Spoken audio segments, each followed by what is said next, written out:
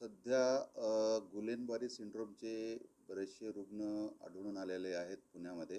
तर ह्या आजाराबद्दल मी माहिती देऊ इच्छितो. हा बेसिकली मज्जातंतूचा आजार आहे, ज्यामध्ये शरीराची रोगप्रतिकारक शक्ती मज्जातंतूवर हल्ला करते. या आजारामध्ये ज्या रुग्णाच्या नसा आहे त्यांना इजा पोहोचते. त्यामध्ये सुरुवातीला जे आहे अशा रुग्णांना बेसिकली पोटाचे आजार जसे की उलटी, जुलाब, पोटदुखी किंवा श्वसनाचे आजार होऊन गेलेला जातो. आणि हे आजार झाल्यानंतर साधारणतः एक 5 ते 7 दिवसानंतर रुग्णांना अचानकपणे हातापायातली ताकद कमी झाल्याचं जाणवत आहे. आणि नंतर समजा डिले केलं तर त्यांना चालतासुद्धा येत नाही. आणि जर समजा हा अजून जास्त आजार वाढला तर त्यांना श्वसनाचा पण त्रास होतो. म्हणजे श्वसन त्यांचं वीक होतं, श्वसन घ्यायला त्रास होतो. आणि अशा रुग्णांना मग व्हेंटिलेटरची गरज भासू शकते. हा जो आजार आहे, जर समजा वेळीच डॉक्टरांचा सल्ला घेऊन उपचार केलं तर यामध्ये बहुतांशी रुग्ण हे व्यवस्थितपणे बरे होऊ शकतात. किंवा याच्यामध्ये ज्यांना श्वसनाचा त्रास होतो त्यांना वेळीच व्हेंटिलेटर लावलं तर हे रुग्ण बऱ्यापैकी बरे होऊ शकतात. हा जो आजार आहे याची तपासणी 2 प्रकारे केली जाते. एक तर पाठीच्या मणक्यातून पाणी काढून त्याची तपासणी करणे, आणि दुसरं नर्व कंडक्शन टेस्ट, जे मज्जातंतूचं निदान करतात. आणि दुसरं जे आहे तर ह्या रुग्णांचे जी ही आहे स्टूल्स, ते आपण NIV तपासायला पाठवतो. त्यामध्ये बेसिकली की हे कोणत्या व्हायरसमुळे किंवा बॅक्टेरियामुळे हा आजार झाला आहे. म्हणजे हा आजार सेकंडरी आजार आहे. प्रायमरी आजार जो होतो त्याचा व्हायरस आणि बॅक्टेरिया याच्यातून आपल्याला तपासणं निष्पन्न होतो. ह्या रुग्णावरती प्रामुख्याने 2 प्रकारे उपचार केले जातात. एक तर प्लाझ्माफेरेसिस आणि दुसरं जे आहे ते IVIG हे इंजेक्शन दिलं जातं, जे इंजेक्शन थोडं महाग आहे त्यामध्ये. आणि बाकीचं जे आहे ते सपोर्टिव्ह जे आहेत लक्षणं त्यानुसार सपोर्टिव्ह ट्रीटमेंट दिलं जातं. आणि ह्या आजाराला घाबरून जायची गरज नाही आहे. फक्त अशी काही लक्षणं दिसल्यानंतर अत्यंत तात्काळ डॉक्टरांच्या सल्ल्याने याच्यावर उपचार चालू करावे.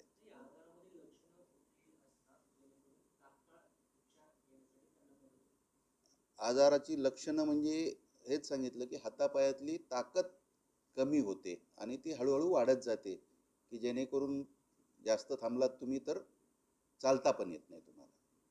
आणि त्याच्यात पुढची स्टेज म्हणजे श्वास घ्यायला पण जे नॉर्मली आपण श्वास घेतो ते वीक होतं, मसल्स वीक होऊन जातात, तर ते श्वास घेताच येत नाही त्यांना.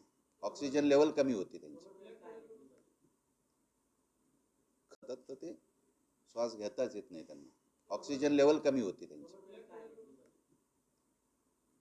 खबरदारी याच्यामध्ये कसं आहे की खबरदारी घेण्याचं म्हणजे तुम्ही एक तर पाण्याचा जो सोर्स आहे ते फिल्टर वॉटर प्यावं, किंवा तुमची ती व्यवस्था नसेल तर नॉर्मल आपलं जे आहे पाणी उकळून, प्रॉपर उकळून, नुसतं गरम नाही करायचं, चांगल्यापैकी ते पाणी उकळलं पाहिजे, ते थंड करायचं आणि मग ते प्यायचं.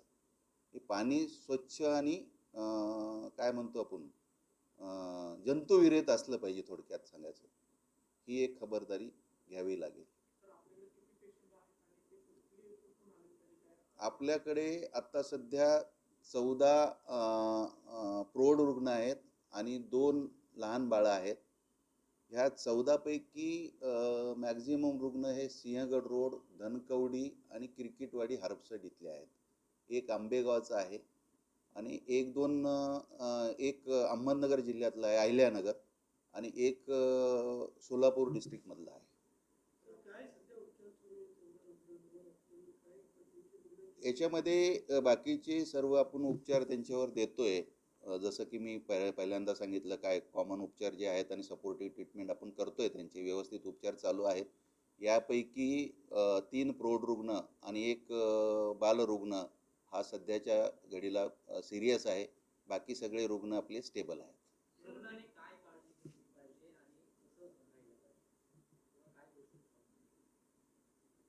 आता काळजी घेतली ते आत्ता मी सांगितलंच ना, की सगळ्यात महत्त्वाचं म्हणजे पाणी तुम्ही शुद्ध आणि जंतुविरहित पिलं पाहिजे. पाणी उकळून घ्यायचं सगळ्यात सोपी पद्धत. प्रॉपरली उकळायचं, गरम नाही करायचं, फक्त उकळून घ्यायचं आणि ते प्यायचं. आणि बाकी समजा श्वसनाचे काही जे इन्फेक्शन असतात, कारण हा आजार सेकंडरी आहे. याचे प्रायमरीचे खूप सारे व्हायरस आणि खूप साऱ्या बॅक्टेरिया आहेत की ज्याचा त्या मज्जातंतूवर परिणाम होतो.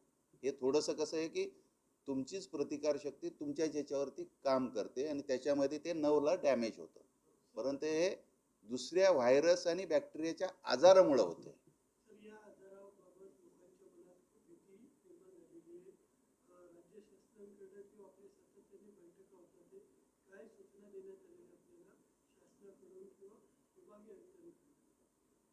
त्यांनी परवाच्या दिवशी बैठक घेतली आणि त्याबाबत सर्व ठिकाणी म्हणजे काय आहे की नागरिकांना सूचना देण्यासाठी सांगितलेलं आहे. जे आपलं कॉर्पोरेशन आहे त्यांना, परत ज्या ज्या ठिकाणी सस्पेक्टेड हे रुग्ण सापडलेले आहेत त्या ठिकाणचे सॅम्पल घेऊन ते NIVला पाठवण्याचे सांगितलेलं आहे. त्यानंतर सगळ्या हॉस्पिटल्सना जे काही ट्रीटमेंटचं औषधी आणि बाकीच्या गोष्टी लागतात त्या उपलब्ध करून घेण्यास सांगितलेलं आहे. आणि म्हणजे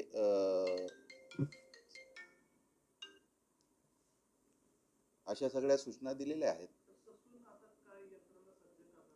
आपल्याकडे सध्या 14 रुग्ण आहेत जसं की मी सांगितलं. आणि बाकीचे सगळे स्टेबल आहेत. त्यापैकी फक्त एक 4 रुग्ण आपले थोडे क्रिटिकल आहेत. त्याच्यावरती सगळे आपण औषधोपचार देतोय. इव्हन जे महाग औषध आहे IVIची ते पण मी कालच उपलब्ध करून दिलेलं आहे.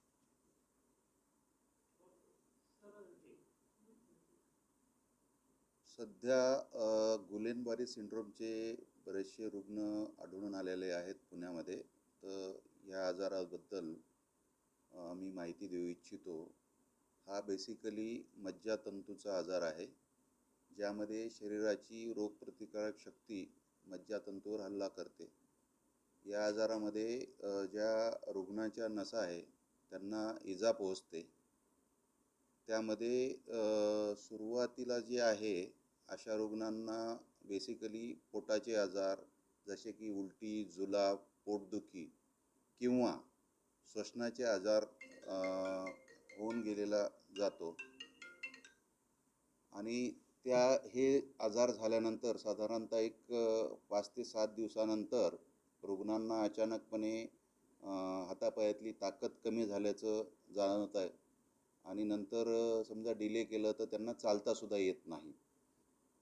आणि जर समजा हा अजून जास्त आजार वाढला तर त्यांना श्वसनाचा पण त्रास होतो. म्हणजे श्वसन त्यांचं वीक होतं, श्वसन घ्यायला त्रास होतो. आणि अशा रुग्णांना मग व्हेंटिलेटरची गरज भासू शकते. हा जो आजार आहे जर समजा वेळीच डॉक्टरांचा सल्ला घेऊन उपचार केलं तर यामध्ये बहुतांशी रुग्ण हे व्यवस्थितपणे बरे होऊ शकतात. किंवा याच्यामध्ये ज्यांना श्वसनाचा त्रास होतो त्यांना वेळीच व्हेंटिलेटर लावलं तर हे रुग्ण बऱ्यापैकी बरे होऊ शकतात. हा जो आजार आहे याची तपासणी 2 प्रकारे केली जाते. एक तर पाठीच्या मणक्यातून पाणी काढून त्याची तपासणी करणे आणि दुसरं नर्व कंडक्शन टेस्ट, जे मज्जातंतूचं निदान करतात. आणि दुसरं जे आहे तर ह्या रुग्णांचे जी ही आहे स्टूल्स ते आपण NIVकडे तपासायला पाठवतो.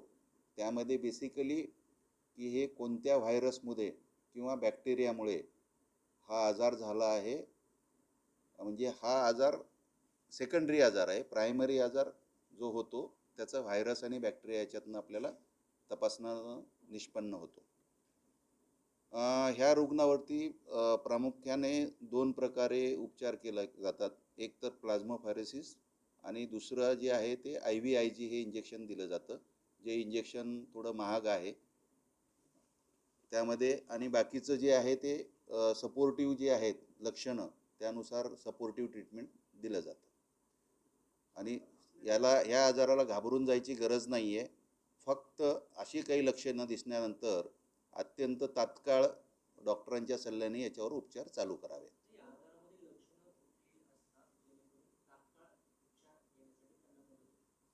आजाराची लक्षणं म्हणजे हेच सांगितलं की हातापायातली ताकद कमी होते आणि ती हळूहळू वाढत जाते, की जेणेकरून जास्त थांबलात तुम्ही तर चालता पण येत नाही तुम्हाला. आणि त्याच्यात पुढची स्टेज म्हणजे श्वास घ्यायला पण जे नॉर्मली आपण श्वास घेतो ते वीक होतं, मसल्स वीक होऊन जातात, तर ते श्वास घेताच येत नाही त्यांना, ऑक्सिजन लेवल कमी होते त्यांची. खबरदारी याच्यामध्ये कसं आहे की खबरदारी घेण्याचं म्हणजे तुम्ही एक तर पाण्याचा जो सोर्स आहे ते फिल्टर वॉटर प्यावं, किंवा तुमची ती व्यवस्था नसेल तुम्ही एक तर पाण्याचा जो सोर्स आहे ते फिल्टर वॉटर प्यावं, किंवा तुमची ती व्यवस्था नसेल तर नॉर्मल आपलं जे आहे पाणी उकळून, प्रॉपर उकळून, नुसतं गरम नाही करायचं, चांगल्यापैकी ते पाणी उकळलं पाहिजे, ते थंड करायचं आणि मग ते प्यायचं. हे पाणी स्वच्छ आणि काय म्हणतो आपण जंतुविरहित असलं पाहिजे, थोडक्यात सांगायचं. ही एक खबरदारी घ्यावी लागेल. आपल्याकडे आता सध्या 14 प्रौढ रुग्ण आहेत आणि 2 लहान बाळं आहेत. ह्या 14 पैकी मॅक्झिमम रुग्ण हे सिंहगड रोड, धनकवडी आणि क्रिकेटवाडी हरपसट इथले आहेत. एक आंबेगावचा आहे आणि एक अहमदनगर जिल्ह्यातला आहे, अहिल्यानगर, आणि एक सोलापूर डिस्ट्रिक्टमधला आहे. याच्यामध्ये बाकीचे सर्व आपण उपचार त्यांच्यावर देतोय.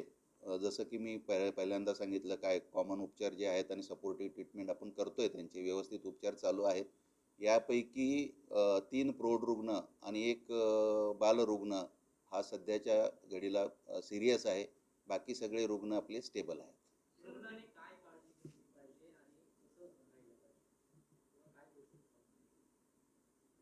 आता काळजी घेतली ती आत्ता मी सांगितलंच ना, की सगळ्यात महत्त्वाचं म्हणजे पाणी तुम्ही शुद्ध आणि जंतुविरहित पिलं पाहिजे. पाणी उकळून घ्यायचं, सगळ्यात सोपी पद्धत. प्रॉपरली उकळायचं, गरम नाही करायचं, फक्त उकळून घ्यायचं आणि ते प्यायचं.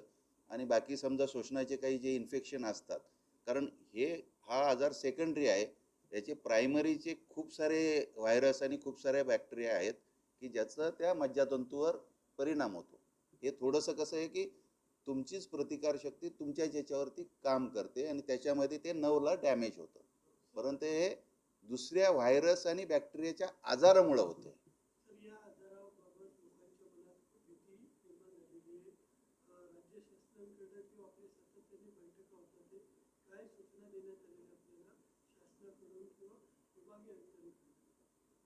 त्यांनी परवाच्या दिवशी बैठक घेतली आणि त्याबाबत सर्व ठिकाणी म्हणजे काय आहे की नागरिकांना सूचना देण्यासाठी सांगितलेलं आहे, जे आपलं कॉर्पोरेशन आहे त्यांना. परत ज्या ज्या ठिकाणी सस्पेक्टेड हे रुग्ण सापडलेले आहेत त्या ठिकाणचे सॅम्पल घेऊन ते NIVला पाठवण्याचे सांगितलेलं आहे. त्यानंतर सगळ्या हॉस्पिटल्सना जे काही ट्रीटमेंटचं औषधी आणि बाकीच्या गोष्टी लागतात त्या उपलब्ध करून घेण्यास सांगितलेलं आहे. आणि म्हणजे